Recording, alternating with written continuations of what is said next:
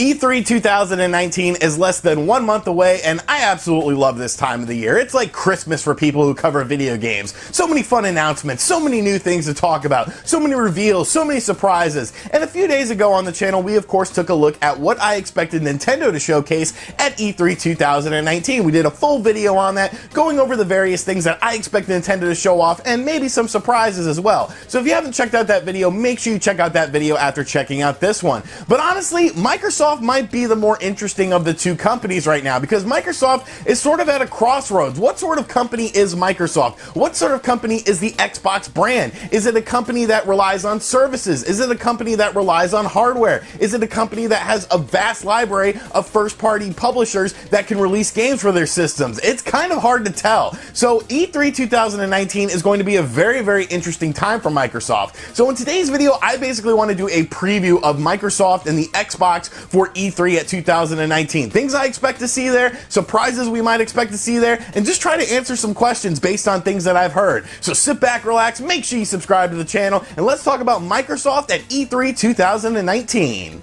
Hey, RGT 85. Hey, Sean. Oh my God, it's Stevie Richards!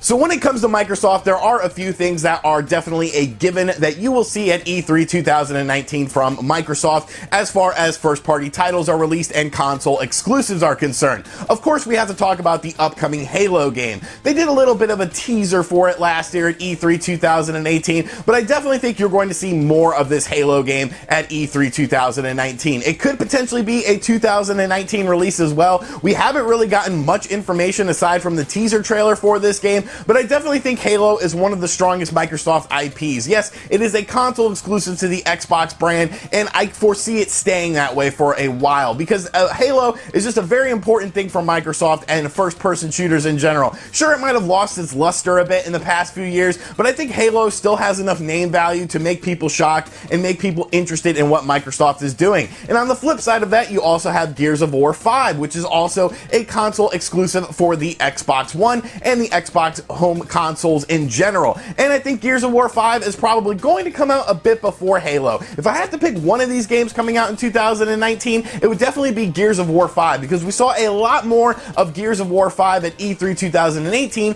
than we saw of Halo. I would like to see both of these games come out in 2019 though. I think that would be sort of some goodwill towards Xbox One owners who have been waiting for some exclusives to come to the console. It's been very, very dry for Microsoft Xbox One owners when it comes to first-party exclusives on their console, games that you can only play on the Xbox console. So I think either of these games, or potentially both of these games, should come out in 2019. Now, of course, we have to get into the variables, because honestly, that's all we really know. And like I said at the start of this video, Microsoft is in a very interesting position as far as a company is concerned when it comes to their video game department. Because what the hell are they? Are they a service-based company? Are they really trying to push, things like Xbox Live and Xbox Game Pass available on every device out there? Are they a home console manufacturer? Or are they a first-party powerhouse by acquiring all these studios? First, I want to talk about the first-party stuff, because I think a lot of these studios that were acquired by Microsoft are more than likely going to be working on projects for the Xbox One successor. But one company that I think we will see a game from for the Xbox One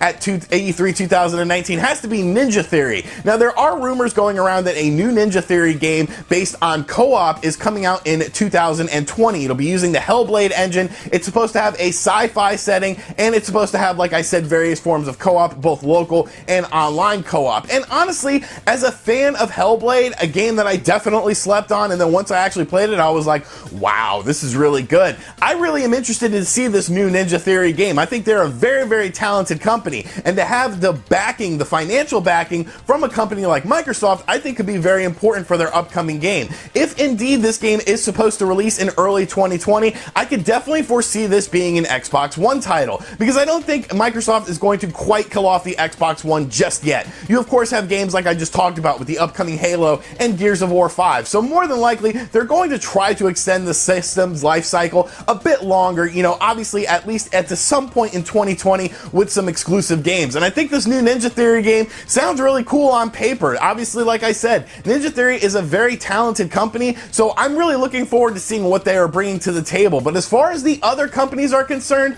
you probably will see some games from them, and I can definitely foresee them not saying what system they're going to be on, because there's a big question going on with Microsoft is, are they going to show new hardware at E3 2019? Now, obviously, Sony will not be present at E3 2019. You have Nintendo, who's focusing definitely on software when it comes to E3 2019. You might see something like the Nintendo Switch Mini be unveiled at the event, but really that's just another Nintendo Switch. Of course, a lot of people are looking towards the future of Microsoft and the next upcoming console. And really, I think it's a decent time to talk about it. Let's be honest. Microsoft likes to get up on stage, especially E3 stages, and show off new hardware. They have done it time and time again, especially with the Xbox One. How many times have you seen Xbox One variants from the original Xbox One to the Xbox One S to the Xbox One X show up on the E3 stage floor? You see it all the time. So Microsoft likes all the glitz and glamour, and they like all the spotlight on them.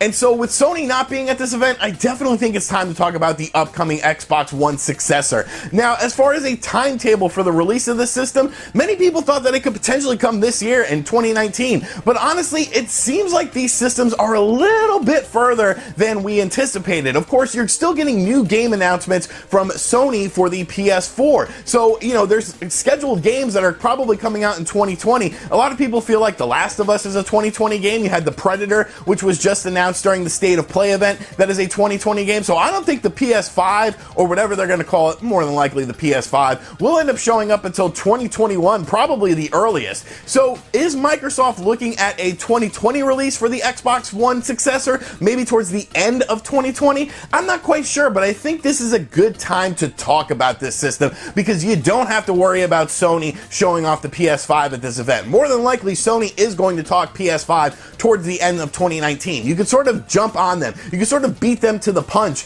by talking about the successor to the Xbox One. And you don't really have to worry about Nintendo. Now, of course, speaking about Nintendo, we also get into the other side of what Microsoft is doing based on their services. What is Microsoft? Are they a service-based company? Are they a hardware-based company? Or are they a first-party powerhouse? Maybe they could be all three. Obviously, they are trying to expand their market reach, and Nintendo and Microsoft's partnership is something we have talked about a million times on this channel, but I like talking about it because it's absolutely fascinating. I don't think a lot of people expected Cuphead to end up on the Nintendo Switch. Sure, we wanted that. It felt like a game that was a perfect fit for the Nintendo Switch, but as far as actually happening, I don't think many people anticipated that. But here we are. Cuphead is on the Nintendo Switch. Of course, it is rumored that Ori and the Blind Forest will also be on the Nintendo Switch as well. So are we going to see more things from Microsoft's services side of things? Obviously, Game Pass is doing very, very well for the company. I think they just reported that nearly 10 million users are using Game Pass. So it's obviously a big win for them. A lot of people are enjoying Game Pass. You're probably going to see a bunch of stealth announcements and stealth drops at E3 2019 for things like Game Pass and, you know, new games being added to the service. Are we finally going to hear more about this Nintendo and Microsoft partnership, though? Is Xbox Live or Xbox Game Pass coming to the Nintendo Switch? Will we see Xbox representatives on stage with Nintendo or vice versa? I honestly think we could, and I think that that would be a very interesting time for gaming. It would be something absolutely colossal. Sure, we saw all the figureheads on stage at the Game Awards 2018, but this is actually something more monumental in my opinion. This is a real, you know, combining of two forces to try and do something interesting in the video gaming industry, using each of their assets, using each of their strengths, and trying to build up a better company within themselves and within other companies. Now, of course, one of the main variables I have with Microsoft, though, has to be Phil Spencer. You know what? I'm going to be the guy who says it. I'm not a fan of Phil Spencer. I know. Phil Spencer inherited a mess when it comes to Xbox's games division. You know, obviously things were definitely in turmoil. The launch of the original Xbox One, the lead up to the original Xbox One, there were a lot of problems. But Phil Spencer just kind of seems like that 50-year-old out-of-town golfer at your local strip club. He's talking a big game. He's talking about how he's got all this money. He's talking about all this cool stuff with his little crap craft beer in his hand, but he just never seems to really deliver on a lot of things. And I think that's one thing that I want to see change. I want to see Phil Spencer go out there and actually show things and actually talk about release dates for things. Phil Spencer has been on the E3 stage so many times now, and it seems like he always talks about all this crazy stuff, and then it either comes out and it's disappointing, or we never even hear about it ever again. It just sort of gets swept under the rug. I think Phil is a very charismatic person, and I think charisma can go a long way, but if you don't have substance behind that charisma, then you're not only going to go so far, you know? I just think that's one of the main problems with Xbox right now, is they promise and they sort of overpromise on things, and they seem to not deliver on things. But all in all, like I said, I think Xbox can have a very, very interesting E3 2019. I do think that we're going to see new hardware from them. I don't think it'll be releasing this year. I could definitely see it being a spring or potentially a summertime release in 2020 for the Xbox One successor, but I definitely think you're going to see it at this event. I definitely think you're going to see Ninja Theory's new game,